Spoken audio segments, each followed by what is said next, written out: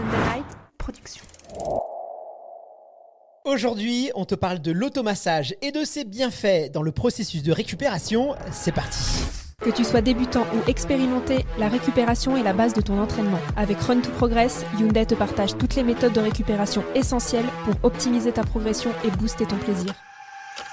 Soyez les bienvenus dans Run to Progress, le focus récup en partenariat avec Hyundai. Aujourd'hui, j'ai la chance d'être en compagnie de Stéphane Diagana, notre expert en running et en récupération. Salut Stéphane, comment vas-tu ? Hello Guillaume, ça va bien, merci. Stéphane, dans notre capsule du jour, on va s'intéresser au massage et plus particulièrement à l'automassage.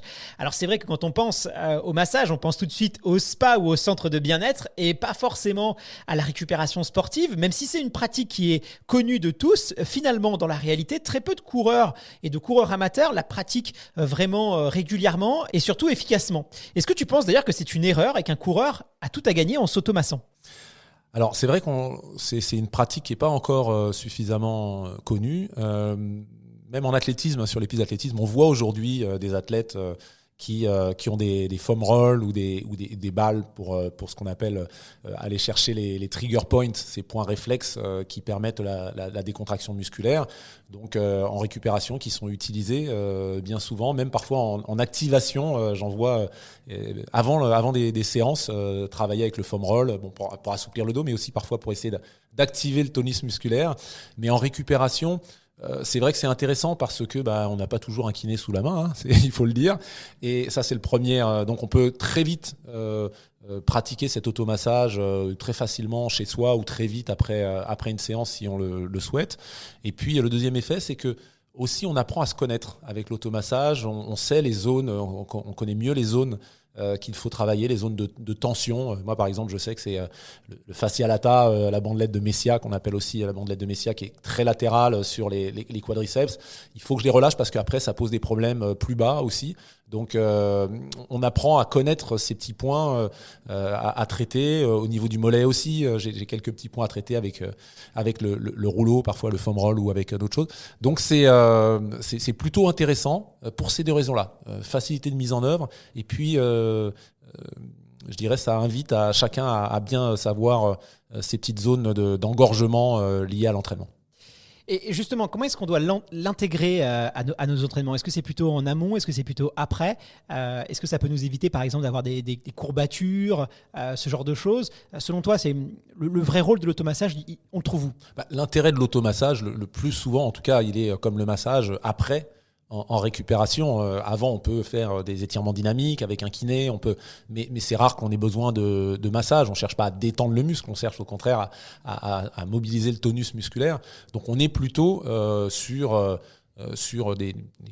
un usage en récupération. Après, ceci étant, avant une compétition, on peut avoir des petits points de tension et locaux qui, eux, sont pas très propices à la performance. Et on peut choisir sur un fessier qui est un petit peu douloureux, sur une sciatalgie qui s'installe, travailler en automassage, par exemple, sur le muscle pyramidal, qui est un muscle fessier profond sous le fessier moyen. Et il y a le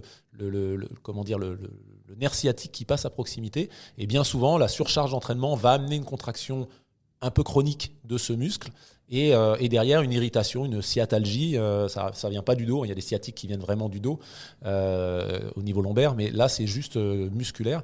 Et donc on peut choisir d'avoir une balle très dense, il faut pas une balle de tennis, il faut quelque chose de plus dense, des balles en mousse assez dense sur laquelle on va s'asseoir. Moi, ça peut m'arriver aussi quand je conduis, parce que la position de conduite peut générer ces problèmes-là, de coincer juste sous l'extérieur de la fesse une balle dure comme ça pour éviter la contraction de ce muscle-là un peu trop forte qui génère un peu des douleurs.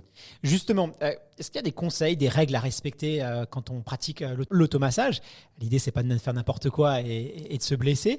Et quels sont, selon toi, les muscles, les parties du corps sur lesquelles il faut le plus se concentrer pour améliorer notre récupération ? Alors, comme je le disais, les zones à cibler, elles sont très personnelles parce qu'on a tous une biomécanique différente qui pose des contraintes musculaires différentes. Et donc, voilà, les zones sont très, très individuelles. L'entraînement et le type d'entraînement aussi va provoquer, je dirais, des zones de surcharge un petit peu. quand je passais des haies, le pyramidal dont je parlais, il est très sollicité et ça pose des problèmes. Mais en course à pied de manière générale, c'est un muscle qui pose problème. Tout ce qui est, je le disais, bandelette de Messia, fascia lata au niveau latéral. Mais le mieux, c'est peut-être d'abord d'aller faire un petit point avec son kiné, si on a un kiné, de faire une séance de massage, de voir avec lui en complément ou en remplacement, il ne sera pas content, mais voilà, avec lui les zones à cibler pour pouvoir, en déplacement notamment, quand on n'a pas de kiné avec soi, et en déplacement pouvoir mieux gérer la récupération par l'automassage. Tu parlais tout à l'heure de foam roll, de balles. Est-ce qu'il y a justement des accessoires qui sont utiles pour s'automasser, ou on a juste besoin de nos mains? Il y a aussi les huiles, notamment l'armica. De quoi on a besoin concrètement si on veut s'automasser? Quel équipement tu nous recommandes d'avoir? Alors on peut faire des automassages, effectivement, comme je le disais, avec des appareils que l'on voit, essentiellement ces balles. Il y a d'autres choses encore pour la voûte plantaire plus spécifiques, mais ces balles et ces rouleaux dont je parlais. Après, on peut se masser manuellement aussi, pour les zones que l'on peut atteindre. Donc avec des huiles qui sont nombreuses et variées sur le marché. Voilà, après c'est à peu près tout. C'est ça qui rend justement accessible l'automassage. C'est pas un gros budget, on peut le pratiquer assez régulièrement, et cette pratique régulière peut être un vrai plus quand on s'entraîne beaucoup. Merci infiniment à Stéphane pour tous tes précieux conseils. Je te donne rendez-vous vendredi prochain. Merci. Merci Guillaume.